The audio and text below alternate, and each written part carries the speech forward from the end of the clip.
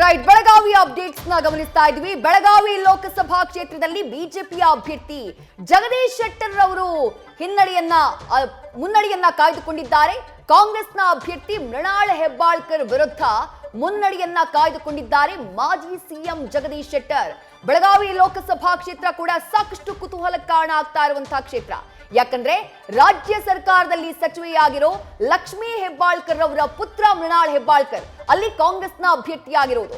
ತಮ್ಮ ಪುತ್ರನ ಗೆಲುವಿಗಾಗಿ ಬೆಳಗಾವಿಯಲ್ಲಿ ಬೀಡು ಬಿಟ್ಟು ಲಕ್ಷ್ಮೀ ಹೆಬ್ಬಾಳ್ಕರ್ ಸಾಕಷ್ಟು ಶ್ರಮವನ್ನ ಹಾಕಿದ್ರು. ಜಗದೀಶ್ ಶೆಟ್ಟರ್ ಅವರಿಗೂ ಕೂಡ ಇದು ಬಹಳ ಪ್ರತಿಷ್ಠೆಯ ಚುನಾವಣೆ. ಹಾಗಾಗಿ ಸದ್ಯಕ್ಕೆ right, Bengaluru central mini Bharat ಈ ಲೋಕಸಭಾ ಕ್ಷೇತ್ರ. ಈ ಕ್ಷೇತ್ರದಲ್ಲಿ ಈಗ ಮನ್ಸೂರ್ ಅಲಿ ಅವರಿಗೆ ಹಿನ್ನಡೆಯಾಗಿದೆ. PC ಮೋಹನ್ ಮುನ್ನಡೆಯನ್ನ ಸಾಧಿಸ್ತಾ ಇದ್ದಾರೆ. ನಾನು ಆಗ್ಲೇ ಒಂದು ವಿಚಾರ ಹೇಳಿದೆ, ಬೆಂಗಳೂರಿನ ಕೆಲವು ರಾಜಕಾರಣಿಗಳಿಗೆ ಗೆಲ್ಲೋದು ಹೇಗೆ ಅಂತ ಗೊತ್ತಾಗ್ಬಿಟ್ಟಿದೆ. ಅದರಲ್ಲಿ PC ಮೋಹನ್ ಕೂಡ ಒಬ್ಬರು ಅಂತ. ಸೊ ಈ ಕ್ಷೇತ್ರ ಇಲ್ಲಿ ಬಹಳ ಭಿನ್ನತೆಗಳಿರುವಂತ ಕ್ಷೇತ್ರ ಇದು. ಅಂದ್ರೆ ನಾವು ಭಾರತವನ್ನ ಬಣ್ಣಿಸೋ ಸಂದರ್ಭದಲ್ಲಿ ಹೆಂಗೆ ಬಣ್ಣಿಸ್ತೀವೋ ಈ ಕ್ಷೇತ್ರವನ್ನ ಕೂಡ ಹಂಗೆ ಕರಿಬಹುದು. ಸೊ ಅಂತ ಕ್ಷೇತ್ರ ಇದು. ಸೊ ಈ ಕ್ಷೇತ್ರದಲ್ಲಿ ಈಗ PC ಮೋಹನ್ ಮುನ್ನಡೆಯನ್ನ ಸಾಧಿಸಿದ್ದಾರೆ ಅನ್ನೋ ಡೀಟೇಲ್ ಸಿಗ್ತಾ ಇದೆ.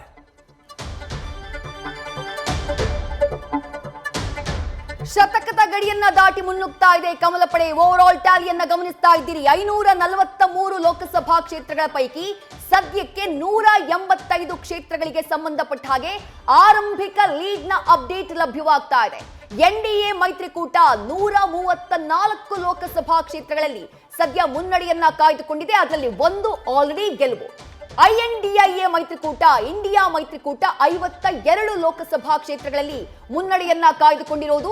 ಇತರರು 10 ಲೋಕಸಭಾ ಕ್ಷೇತ್ರಗಳಲ್ಲಿ ಮುನ್ನಡೆಯನ್ನ ಕಾಯ್ದುಕೊಂಡಿದ್ದಾರೆ. ಅಪ್ಡೇಟ್ಸ್ ನ ಗಮನಿಸ್ತಾ ಇದ್ದೀರಿ. ಓವರ್ ಆಲ್ ಟ್ಯಾಲಿ 197 ಕ್ಷೇತ್ರಗಳ ಪಿಕ್ಚರ್ ಸದ್ಯಕ್ಕೆ ಲಭ್ಯವಾಗ್ತಾ ಇದೆ. ಇದೇ ಕ್ಲಿಯರ್ ಪಿಕ್ಚರ್ ಖಂಡಿತ ಅಲ್ಲ. ಆರಂಭಿಕ ಅಪ್ಡೇಟ್ಸ್ ನ ನೀವು ನೋಡ್ತಾ ಇದ್ದೀರಿ.